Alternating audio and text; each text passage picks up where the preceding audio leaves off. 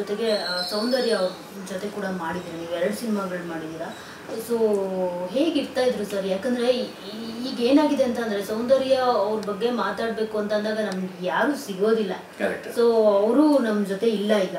So ಅವ್ರ ಬಗ್ಗೆ ತಿಳ್ಕೊಬೇಕು ಅನ್ನೋ ಕ್ಯೂರಿಯಾಸಿಟಿ ಕನ್ನಡಿಗರಿಗೆ ಜಾಸ್ತಿನೇ ಇದೆ. ಯಾಕಂದರೆ ಅವರು ಮರೆಯುವಂಥ ಹೀರೋಯಿನ್ ಅಲ್ವೇ ಅಲ್ಲ.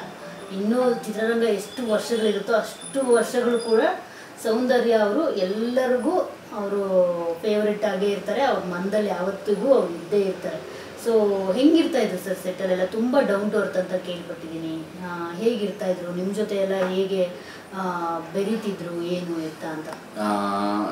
ತುಂಬ ಅಂದರೆ ಅವ್ರ ಬಗ್ಗೆ ನಾವು ಏನೇ ಮಾತಾಡಿದ್ರು ಕಮ್ಮಿ ಅನಿಸುತ್ತೆ. ಆ್ಯಂಡ್ ತುಂಬ ಚಿಕ್ಕವರು ನಾವು ಮಾತಾಡೋದು ಅವ್ರ ಬಗ್ಗೆ. ಅಂದರೆ ಅಷ್ಟು she's very gorgeous, very beautiful ಸೌಂದರ್ಯ ಅವರು. ಆ್ಯಂಡ್ ಅಷ್ಟೇ ಅದ್ಭುತವಾದಂಥ ಒಳ್ಳೆ ಮನಸ್ಸಿರೋಂಥವ್ರು. ಆ್ಯಂಡ್ ಅವ್ರ ಜೊತೆ ಅವ್ರ ಬ್ರದರ್ನ ಕೂಡ ನಾನು ಅಷ್ಟೇ ಕ್ಲೋಸ್ ಆಗಿ ನೋಡಿದ್ದೆ. ಈಗ ಸೌಂದರ್ಯ ಅವರು ಬೆಳಗಿನ ಜಾವ ಜಾಗಿಂಗ್ ಹೊರಡ್ತಾರೆ ಅಂತಂದರೆ ನಾವು ಈಗ ಏನಾದರೂ ಎದ್ದು 5 ಗಂಟೆಯಲ್ಲಿ ರೆಡಿ ಆಗೋಣ ಅಂದರೆ ಒಂದು ವಾಕ್ ಹೋಗಿ ಬಂದುಬಿಟ್ಟು ಆಮೇಲೆ ರೆಡಿ ಆಗೋಣ ಅಂತ ಹೋದರೆ ಆಲ್ರೆಡಿ ಸೌಂದರ್ಯ ವಾಕಿಂಗ್ ಮುಗಿಸ್ಕೊಂಡು ಬರ್ತಾ ಇರೋದು 5-5:30 ಟೈಮಲ್ಲಿ. ಅವ್ರ ಜೊತೆ ಅವ್ರು ಯಾವ ಪಾಯಿಂಟಲ್ಲಿ ಎಂಡ್ ಮಾಡ್ತಾರೆ ಅನ್ನೋ ಜಾಗದಲ್ಲಿ ಅವ್ರ ಬ್ರದರ್ ಕಾಯ್ತಾ ನಿಂತಿರೋರು.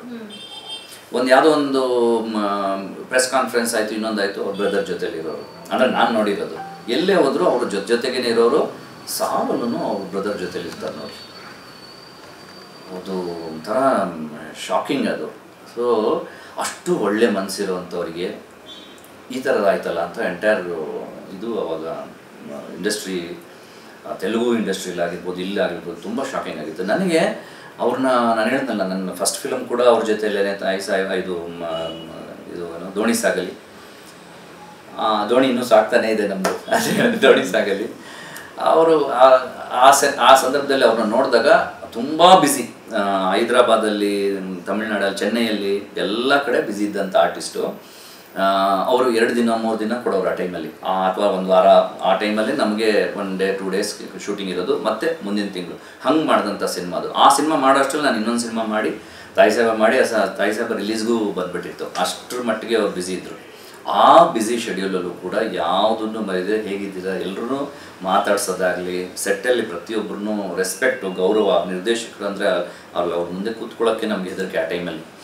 ಆ್ಯಂಡ್ ಈಗ ಮೋರ್ ಫ್ರೆಂಡ್ಲಿ ಅಟ್ಮಾಸ್ಫಿಯರ್. ಆವಾಗ ತುಂಬ ಹೆದರಿಕೆ ನಮಗೆ. ಅಂದರೆ ನಿರ್ದೇಶಕರು ಬಂದರೆ ಅವ್ರು ಮುಂದೆನೇ ಕೂತ್ಕೋಬಾರ್ದು, ನಿಂತ್ಕೋಬಾರ್ದು.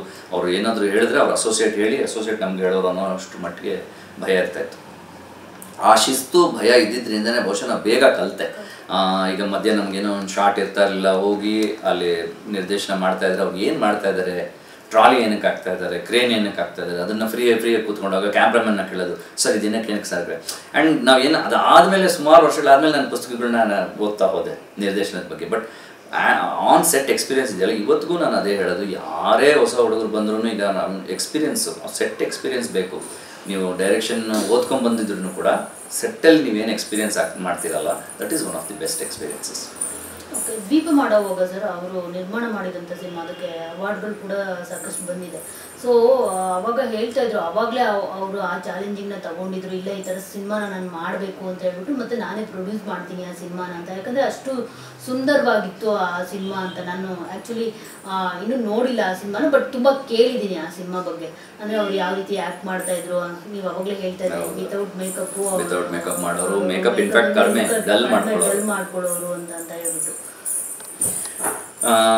ಅವರು ಶುರು ಮಾಡಿ ಆ ಸ್ಟ್ರಗಲ್ ಇದೆಯಲ್ಲ, ಅವ್ರ ಜರ್ನಿ ಅಲ್ಲಿ ಹೈದರಾಬಾದಲ್ಲಿ ಹೋಗಿ ಅಲ್ಲಿಂದ ಅವರು ಬೆಳೆದು ನಾಯಕ ನಟ, ಅಷ್ಟು ದೊಡ್ಡ ಮಟ್ಟದ ನಾಯಕ ನಟಿಯಾಗಿ ಆಮೇಲೆ ಏನೋ ಕನ್ನಡದಲ್ಲೂ ಕೂಡ ಸಾಕಷ್ಟು ಚಿತ್ರಗಳನ್ನ ಮಾಡಿದ್ದಾರೆ. ದರ್ಶು ಅಷ್ಟರ ಮಟ್ಟಿಗೆ ಅವರು ಸಾಧನೆಯನ್ನು ಮಾಡಿದ್ದಾರೆ. ಆ ಒಂದು ಏನಾಗ್ಬಿಡುತ್ತೆ, ಒಂದು ಸ್ಟೇಜ್ ಬಂದ ಮೇಲೆ ಕೆಲವರು ನಾವು ನೋಡಿದಾಗೇ ಡೆಮೆಟ್ ಅಷ್ಟು ಸೀರಿಯಸ್ ಆಗಿ ಆ ಪಾತ್ರವನ್ನು ನೋಡದೇ ಇರ್ಬೋದು, ಆ ಡೆಡಿಕೇಶನ್ ತೋರಿಸದೇ ಇರ್ಬೋದು. ಬಟ್ ಇವ್ರು ಎಲ್ಲ ಸ್ಟೇಜಲ್ಲೂ ನಾನು ನೋಡಿದಾಗ ಯಾವ ಒಂದಿನ ಆದ್ರೂ ಅವರು ಆ ಡೆಡಿಕೇಶನ್ನ ಬಿಟ್ಟಿಲ್ಲ. ಪ್ರತಿಯೊಂದು ಹಂತದಲ್ಲೂ ಯಾವಾಗಲೂ she was dedicated about our character. Lunch ಅವರಲ್ಲೂ ಕೂಡ ಡೈರೆಕ್ಟರ್ ಸರ್ನ, ಸರ್ ಇದನ್ನು ಹಿಂಗೆ ಮಾಡ್ಬೋದಾ, ನೆಕ್ಸ್ಟ್ ಯಾವ ಸೀನ್ ತೊಗೊಳ್ತೀವಿ, ಯಾವ ಥರ ಪ್ರಿಪೇರ್ ಆಗಬೇಕು, ಪ್ರತಿಯೊಂದು ಡಿಸ್ಕಸ್ ಮಾಡ್ತಾ ಇರೋರು.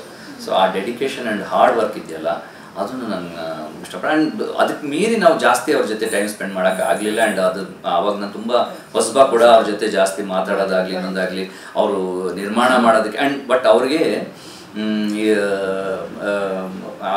ಅವ್ರ ಬ್ರದರ್ಗೆ ಒಂದು ಆಸೆ ಇತ್ತು, ಅದು ಎಲ್ಲೂ ಐ ಥಿಂಕ್ ಬಂದೇ ಇಲ್ಲ. ಆಸ್ಕರ್ ಅವಾರ್ಡ್ಗೆ ಟ್ರೈ ಮಾಡಬೇಕು ಅನ್ನೋದು ಒಂದು ಆಸೆ ಇತ್ತು ಅವ್ರಿಗೆ. ಆಸ್ಕರ್ ಅವಾರ್ಡ್ನ ನಾನು ತಗೋಬೇಕು ಅಂದ್ಬಿಟ್ಟು ದ್ವೀಪನ ನಾವು ಇಂಗ್ಲೀಷಲ್ಲಿ ಕೂಡ ಮಾಡಿದ್ವಿ. ಈಗ ನಾಗಿ ಅಂತ ಅವ್ರ ಪಾತ್ರ, ನಾಗಿ ಬಾ ಕೂತ್ಕೋ ಅಂತ ಹೇಳೋದನ್ನ ನಾಗಿ ಪ್ಲೀಸ್ ಕಮ್ ಸಿಟ್ ಅಂತ ಇಂಗ್ಲೀಷಲ್ಲಿ ಡೈಲಾಗ್ ಹೇಳಿದೀವಿ. We are shot the entire film in English also. ಆ ಟೈಮಲ್ಲಿ ಪ್ರತಿಯೊಂದು ಸೀನ್ನ ಕನ್ನಡ ಆ್ಯಂಡ್ ಇಂಗ್ಲೀಷಲ್ಲಿ ಮಾಡಿದ್ವಿ. ಯಾಕೆ ಅಂತಂದರೆ ಆಸ್ಕರ್ಗೆ ತೊಗೊಂಡೋದಾಗ ಸಬ್ ಟೈಟಲ್ಸ್ ಇದ್ದರೆ ಅದನ್ನು ಅಷ್ಟು ಇಂಪ್ಯಾಕ್ಟ್ ಇರಲ್ಲ, ಇಂಗ್ಲೀಷಲ್ಲಿ ಫಿಲ್ಮ್ ಥರನೇ ಮಾಡಿ ಇದು ಮಾಡೋಣ ಅಂತ. ಬಟ್ ಆಮೇಲೆ ಕೊನೆಗೆ ಅದು ಅವರು ಡಿಸೈಡ್ ಮಾಡಿ ಅದನ್ನು ಅಷ್ಟು ನಾವೇನು ನೆಗೆಟಿವ್ ಶೂಟ್ ಮಾಡಿದ್ವಿ ಅದನ್ನು ಸುಮ್ಮನೆ ಹಂಗೆ ಇಟ್ಬಿಟ್ರು. ಕನ್ನಡ ಮಾತ್ರ ಎಡಿಟ್ ಮಾಡಿ ಅಂದರೆ ಸಿನಿಮಾ ಆಗಿ ಹೊರಬಂತು. ಅದು ಎಂಟೈರ್ ಪ್ರೋಸೆಸ್ ಅದು ಮೋಸ್ಟ್ಲಿ ಅದನ್ನು ಡೆವಲಪೇ ಮಾಡಲಿಲ್ವೋ ಏನು ಕತೆ ಗೊತ್ತಿಲ್ಲ, ಬಟ್ ಶೂಟ್ ಮಾಡಿದ್ದಂತೂ ಹೌದು. ಸೊ ಆಸ್ಕರ್ ತಗೋಬೇಕು ಅನ್ನೋ ಒಂದು ಆಸೆ ಇತ್ತು ಅವ್ರಿಗೆ. ಅದು ಬಲವಾದ ಒಂದು ಇರುತ್ತಲ್ಲ, ಯಾಕಂದರೆ ಇಂಟರ್ನ್ಯಾಷನಲಿ ವಿ ಶುಡ್ ರೀಚ್ ಅನ್ನೋದು. ಈಗ ನೋಡಿ ಸೋಷಿಯಲ್ ಮೀಡಿಯಾ ಎಷ್ಟು ಬೆಳೆದ್ಬಿಟ್ಟಿದೆ, ಬಹುಶಃ ಈ ಸೋಷಿಯಲ್ ಮೀಡಿಯಾ ಆ ರೇಂಜಿಗೆ ಬೆಳೆದ್ಬಿಟ್ಟಿದ್ರೆ ಆ ಟೈಮಲ್ಲಿ ಇದ್ದಿದ್ರೆ ದ್ವೀಪ ಇಂಟರ್ನ್ಯಾಷನಲಿ ಆಲ್ರೆಡಿ ಇಟ್ಸ್ ಇಂಟರ್ನ್ಯಾಷನಲಿ. ಯಾಕಂದ್ರೆ ಎಷ್ಟೋ ಕಡೆ ಕಾಸರವಳ್ಳಿ ಸರ್ ಮಾಡಿರೋ ಸಿನಿಮಾಗಳು ಟೆಕ್ಸ್ಟ್ ಆಗಿ ಸಿನಿಮಾ ಸ್ಕೂಲ್ಸಲ್ಲಿ ಓದ್ತಾರೆ, ಅಂದರೆ ಅದನ್ನು ನೋಡ್ತಾರೆ, ಅಬ್ಸರ್ವ್ ಮಾಡಿ ಅದರಿಂದ ಕಲಿತಾರೆ. ಸೊ ಹಂಗಾಗಿ ಆಸ್ಕರ್ ಬರೋದೇನು ದೊಡ್ಡದಿರ್ತಾ ಇರಲಿಲ್ಲ. ಆಗ ಅವ್ರು ಇನ್ನೊಂಚೂರು ಪ್ರಯತ್ನ ಮಾಡಿಬಿಟ್ಟಿದ್ರೆ ಆಸ್ಕರ್ ಬಂದ್ಬಿಡ್ತೈತೆ. ಸೊ ಆವಾಗ ನ್ಯಾಷನಲ್ ಅವಾರ್ಡ್ ಬಂದಾಗ ನ್ಯಾಷನಲ್ ಲೆವೆಲಲ್ಲಿ ಅಶುತೋಷ್ ಗೋವಾರಿಕರ್ ಅವರು ಲಗಾನ್ ಮಾಡಿದ್ರಂತೆ. ಲಗಾನ್ ಮುಗಿದಿತ್ತು.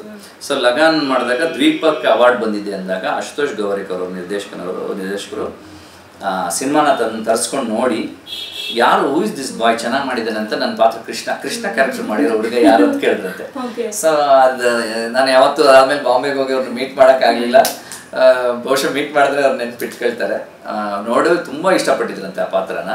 ನನಗೆ ಕಾಸರವಳ್ಳಿ ಸರ್ ಹೇಳಿದ್ರು, ನೀವೇನು ಬಾಂಬೆಗೆ ಹೋದರೆ ಅಶುತೋಷ್ ಗೋವಾರಿಕರ್ನ ಮೀಟ್ ಮಾಡಿ, ಅವ್ರು ನಿಮ್ಮ ಪಾತ್ರ ಇಷ್ಟ ಆಗಿ ನಿಮ್ಮ ಆ್ಯಕ್ಟಿಂಗ್ ಇಷ್ಟ ಆಗಿತ್ತು ಅಂತ ಹೇಳಿ.